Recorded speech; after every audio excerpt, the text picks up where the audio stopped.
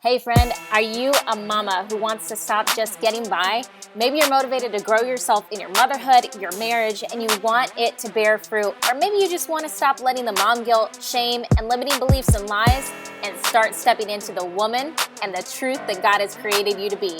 While we're juggling all the things, nursing a baby, battling laundry, trying to keep it together, and a spicy marriage, but where do we start? What's up, sister? I'm Ashley Carroll, the host of the So She Grows podcast, and I'm here to hold your hand through this journey because I believe when you're ready to take control of your life, beat the limiting excuses, and step into the woman God created you to be, you can not only survive, but you can thrive. But you're going to have to show up for yourself. It's time for me to tough love your way through taking self-care seriously, investing and growing in your marriage, owning your motherhood, and getting rid of excuses because the glory is in the journey. It's in the mess. In this podcast, you'll find navigating mom guilt, mindset and marriage strategies, and everything in between with no fluff and lots of fun. Let's go. Hey, what's up, sis? Happy whatever day it is you're listening to this episode. I am so pumped that you're choosing this episode or this podcast to listen to over all the other options that you have in your little app thingamajig, okay? Like, I appreciate you, first and foremost. I want to let you know that you need to go ahead and get on in that So She Grows Mom Community Facebook group that I got going for y'all because I have been going live in there with a bunch of awesome women and doing live conversations with them over topics like sex and marriage and faith and what have you. And we continue to do them weekly, and I will be continuing to either go live or repost the videos as we're alternating whose groups we're going live in. And so you don't want to miss those. It makes great conversation. Also, you get to see these topics talked about from 6 different women's perspectives, views, and us being in different stages and ages of our lives, which is so awesome. I love that about this. So hop in that group if you're not already in there. So She Grows Mom Community. I can't wait to see you in there. Okay, let's get to today's episode.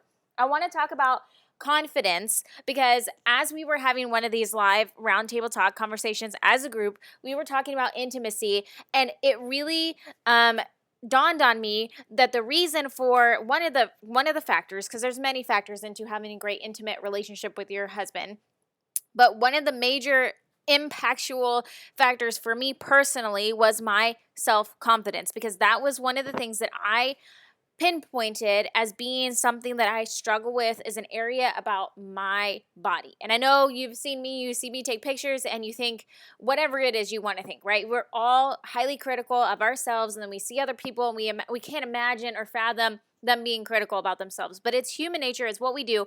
And so this is an area where I was highly critical of myself. I don't know why, right? Like when you're in the dating phase, you feel like you have the ability to show up as the person that you think that they want you to be, and you can be this alter ego sometimes. You can have the uber confidence, and then after that, maybe it's because of what your body's been through, or aging, or maybe it's just the getting comfortableness. I'm not sure. Like, you start to let go of that alter ego because you've already snagged the man. Maybe that's what happens. But either way, a lot of us struggle with the fact that, as we get older or deeper in our relationships or after kids, we struggle with this self-body image, love, and just being confident and all that. So I really wanted to work on not only being confident in the bedroom and with my spouse, but also just being confident in general, owning who I am, because it was so funny how like my husband can see something that I don't see, right? And so I wanted to know what that was like. And I thought, you know what? What if I stop fighting this? Because obviously he gets irritated when I negate his compliments. And then if you haven't noticed, the more you negate your spouse's compliments or people or your family members, they start to stop complimenting you, because every time that they do, you tell them, "Oh my gosh, no, oh, this whole thing," like you just totally take away the gift that they just gave you. So now they don't want to give it to you anymore because it's painful experience. They know that you're going to deny it. They know you're going to turn it into something long and dragged out and awful, right? So they stop.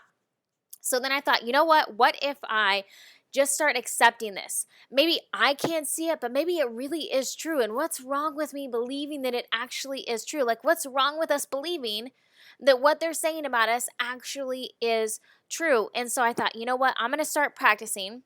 And you can call it faking it till you make it. But I'm going to start practicing believing that this is true about me and owning it despite what I get in my head about myself. And just thinking, okay, what would my husband think about me? right now? How does he see me right now? If he says it, it must be true. And so I started thinking that in my brain. And I got to tell you, after weeks of practicing this, man, I was showing up as like, I don't know, I need to come up with a name for her, but I was showing up as a completely different person in the bedroom, you know what I'm saying? But also just in general, like there was a confidence about me. My husband enjoys complimenting me more. I enjoy it because I start to believe it. Just like when you put out those negative thoughts, which I struggle with too. I still struggle with that today. I'll have a whole day where I'm just like beating myself up, like, but then you just have to get out of that and be like, whoa, whoa, whoa, what am I doing? And then reset, right? And so I was in this new skin of mine and I was like, man, like if I can do this, like so many other women can benefit from this. We just get in our heads so much. And so I wanted to talk about confidence because it is life giving. Not only do you have more fun because you're not worried about what this looks like or what people think or how, whatever, how it's perceived, but then you're enjoying life more. And I want you guys to live life, like truly live, not just exist. Okay, like your body is supposed to be about movement and doing the things. It's not there to be criticized. People will do that, but you don't need to worry about that. Like your body is here to do, okay? Like it's here to take care of your kids, it's here to move, it's here to do all the things. We're not here to worry about what it looks like in a photo, okay? Like as long as your body's doing, then you're good, sis. So I want to talk about confidence because it's really easy hack to do really quickly that can start having you have these baby steps towards ultimate confidence, to feeling ultimate joy about yourself, to feeling really good. And hey, you're going to have slumps and then you just acknowledge it and then you reset. Okay, so here first I want to tell you the myths about confidence because I believed some of these myths. I genuinely thought that the first myth is that you have to be born confident to be confident. I literally thought, I can remember thinking back to like childhood and seeing kids come into my class or come into my life that just had this awesome presence about themselves. And I just thought, man, like they're so lucky that it just comes naturally to them. Or like I legitimately thought that their parents must have passed down this gene to them. And then I would look at my parents and be like, well, great, thanks guys, right? Like you gypped me. But then I realized that is a myth. Yes, some of us have the personality trait of confidence slightly higher than others, but confidence is nurtured. It is something that is trained, it's given, it's taught, and then it's nurtured. So their parents may have learned this and then taught them how to embrace confidence and nurture it, and they've trained them up in that. And so then when they walk into the class at 5th grade or whatever, I'm like, whoa, what the heck is this, right? Like how did I not get that gene? But it's being passed down, and it's never too late to pass down these things. Okay, so I want you to know you do not have to be born confident to be confident. You will pick up little tidbits of tricks and hacks of how to do it and how to get that groove back in Stella's groove or whatever. I never saw that movie, so probably not a good idea to use that quote, but you know what I mean. Like, so you will pick up these things, and as you're picking them out, you're nurturing this habit, you're nurturing this exercise of yourself, and then it's going to become more habitual, and it's going to become easier for you to live that way each and every day, right? It's just like any other thing where we start and it's like brutal. We have to remind ourselves. It's like constant work. And then one day it's like, oh, it just becomes a part of our natural life, right? So it's a myth that you have to be born and confident. It's a myth that you have to have a great body to be confident, that you have to be skinny, that you have to look a certain way to be confident. No.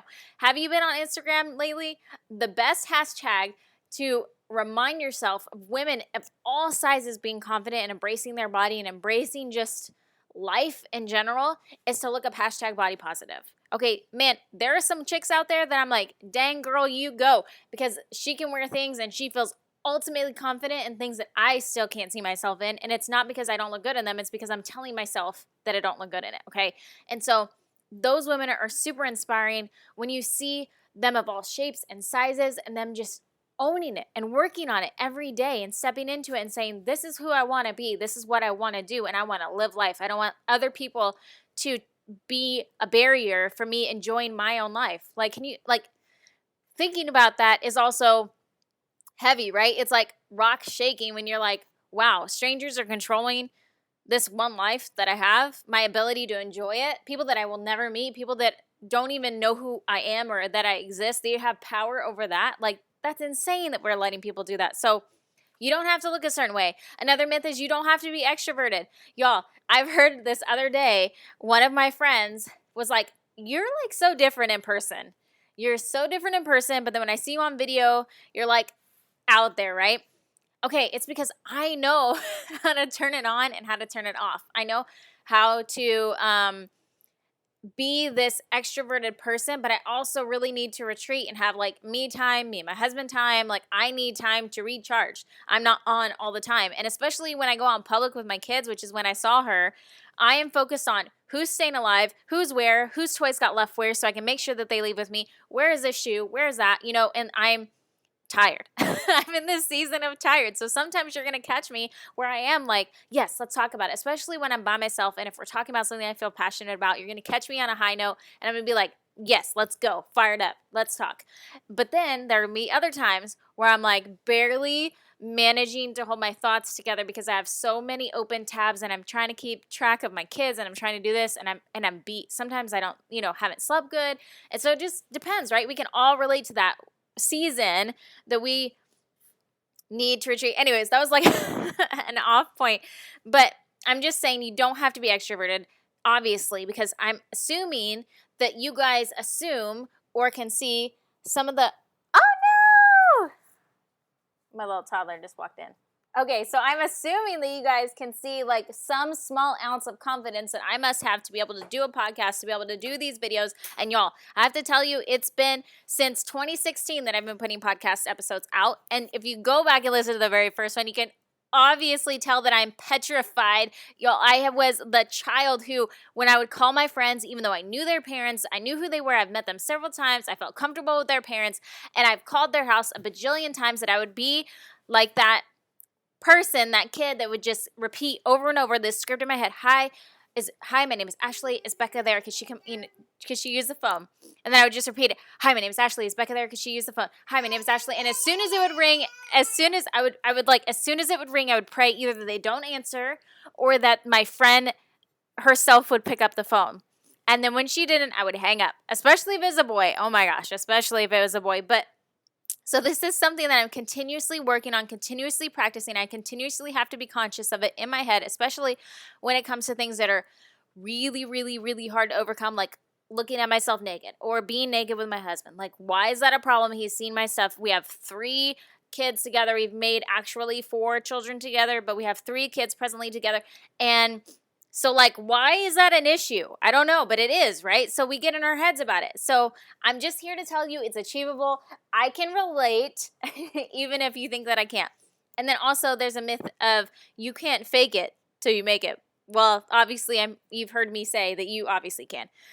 So becoming confident is a journey. Like I said, it's baby steps, doing small things, being aware, taking action every day to try and create this habit and nurture it so that way it becomes human nature to you, it becomes natural to you. Okay, so here's your first step.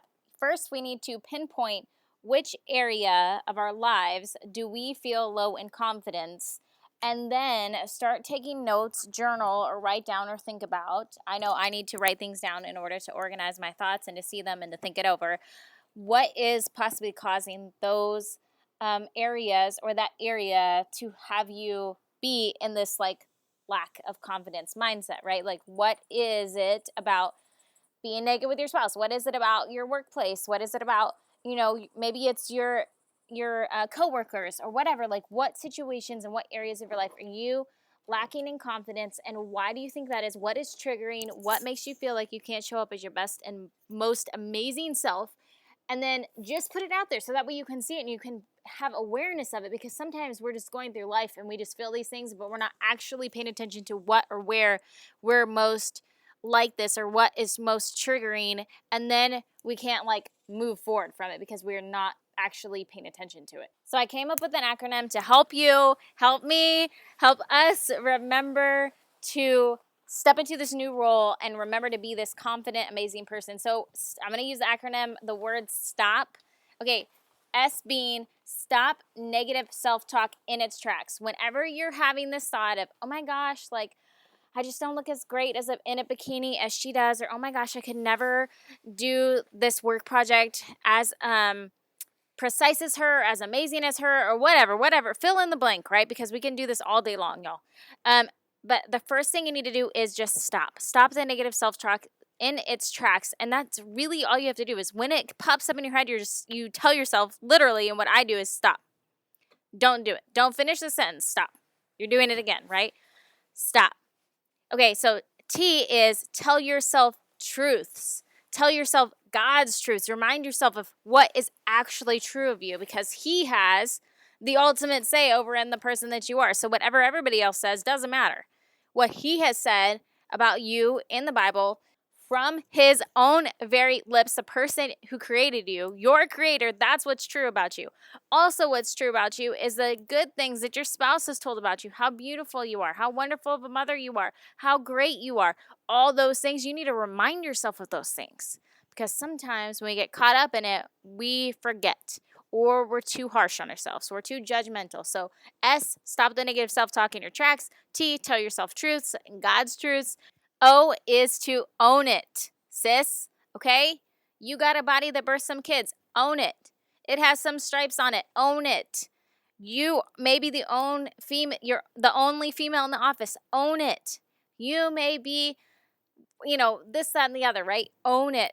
Stop letting what you're assuming, because half the time we don't even know. Half the time we're not even asking people, hey, I feel like this is what you think about me. Is that true? Half of the time we never have that conversation and we're just assuming off of some sort of glance or some sort of vibe or this, that, and the other that this is that they feel negatively towards us or that we have this negative, presence or what have you, right? And so we're just assuming. And why should we be letting other people or assumptions control our enjoyment and our experience of this life that we only have one opportunity to enjoy, okay? So own it. If you feel nervous or you feel like you're showing up like confident and they're going to know that you're faking it, own it. Who cares? Like you spilled something on your shirt, own it. Enjoy life. Oh, well, we all do it. Keep showing up.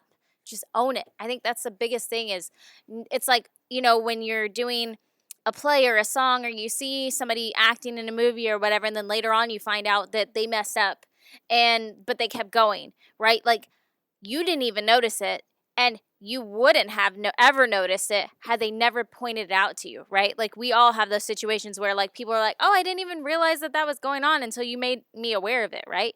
So if we just show up like that all the time, nobody's going to know. And who cares if you're like, hey, yeah, I'm trying to be more confident in this, that, and the other. They're like, oh, cool. Like, right? Like, because other people are doing the same thing that we are doing or they want to be doing it, or it gives them insight into like, hey, why you just did the thing you did and they don't care and life goes on, okay? So P is then practice believing what is true about you. Practice showing up confident. Practice, right? Like it's all just you showing up every day trying to be more confident than you were yesterday and then practicing it and telling yourself, I got this. And see what happens because the more you put yourself out there, like when I was, practicing being confident in the bedroom with my spouse, right? At first it was like, he's going to know, I'm going to chicken out. Like this is going to be weird. Like, and then it was okay. And then it was different. It was better because I felt more relaxed. I could enjoy myself more, right? Like I didn't mean for this conversation to get all rated R, you guys, but this is the best example because that was my area that I needed to work in. Okay. So, and then the more that happened, right, the more enjoyable it was, and it was amazing. And then I wanted to do it again because I was, I wanted to show up and practice being confident because I had a good experience and then it got better. So then the next time I wanted to do that again. And then, it's on and on and on. And so I want to encourage you to practice continuously and then you're going to fail. Like there are days, like I said, where I still am like just dogging on myself and my husband's like, what are you doing? And I'm like, I don't know, but this is the mood that I'm in. And so then you just like, become aware of it. Sometimes we can't get out of that funk and then we dig ourselves out and then we can start over. It's never like you need to just get down on yourself like, oh my gosh, I failed today. I didn't show up confident. I'm doing it again.